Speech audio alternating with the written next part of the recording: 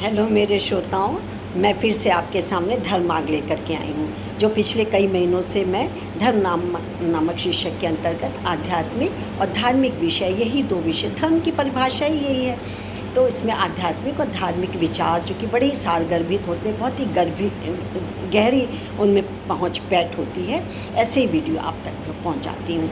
तो इससे क्या है कि जब हमारा मनुष्य का जन्म होता है तो इस स्थूल काया में हमें बहुत सारी चीज़ों की ज़रूरत होती है। खाना, पोषण, आहार, ये तो ज़रूरी है, लेकिन नहीं, खाली खाने से ही नहीं काम चलता। हमें नम्रता, विनम्रता, उदारता, कष्ट और चिंता को त्यागना और बाकी चीज़ों को आत्मसात करना, धर्म का पालन करना, तभी तो धर्म मार्ग है।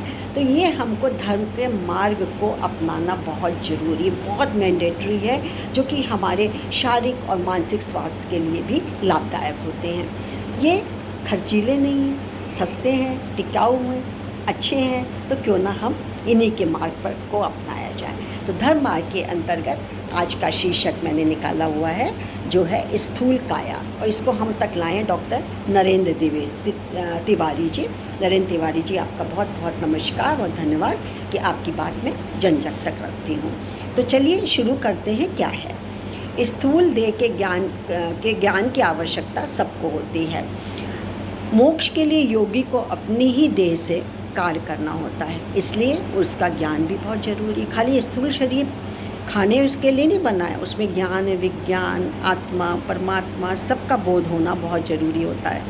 पहला शरीर स्थूल काया है, इसी में बाकी शरीर भी रहता है। कौन कौन सा? अन्नमय शरीर, प्राणमय शरीर, मनोमय शरीर, विज्ञानमय शरीर तथा आनंदमय शरीर। इन सभी के पारस्परिक संबंध के बिना न तो जीव को धर्म, न अर्थ, न काम, न मोक्ष कुछ भी सिद्ध नहीं होता है।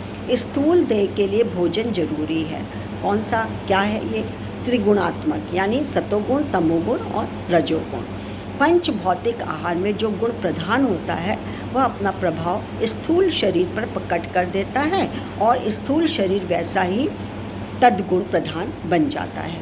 किंतु ये पदार्थ भी देह में जाकर सर्वप्रथम रस रक्त के रजोगुणी रूपों में परिणत होते हैं। फिर आहार का तामसिक स्थूल भाग मल मूत्र स्वेद प्रश्वास के रूप में बाहर निकल जाता है, किंतु रस रक्त का सात्विक भाग शुक्र, तेज, ओजादी रूपों में परिणत होता है। उससे यह स्थूल शरीर बढ़ता और पुष्ट होता है। सात्विक अंशों की जितनी ही अधिक मात्रा होगी, शरीर उतना ही सात्विक होगा। सिद्धांततः सदा सूक्ष्म तत्व स्थूल पदार्थ में व्याप्त होकर स्थूल को धारण करता है। प्रत्येक स्थूल देह अपने आंतरिक सूक्ष्म शरीरों व कोशों पर आश्रित है।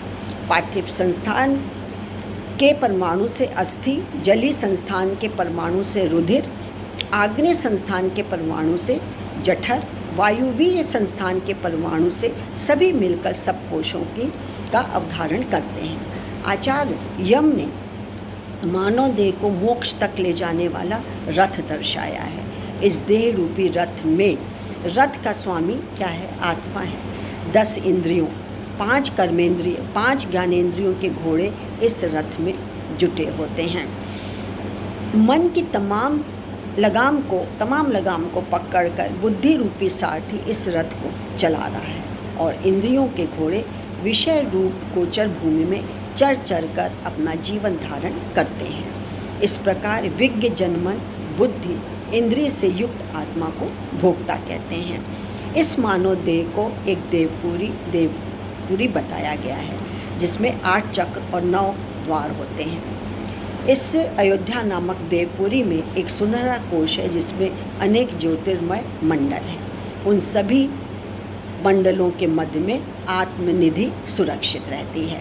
तो ये होते हैं मतलब सारगर्भित तो हैं ही, उपयोगी भी हैं, और यही कहीं ना कहीं आध्यात्मिक विचार या धार्मिक विचार जो होते हैं हमको नियमित और संयमित जरूर करते हैं। हमको ऐसे संयम में कर देते हैं कि फिर कितनी भी मतलब विपरीत दशाएं होती तो हम डगमगाते नहीं हैं, हम गलत रास्ते को नहीं अपनाते, बल्कि सही रास्ता हमारा मार्गदर्शन करता है। और यही संदेश मुझे समाज तक देना होता है।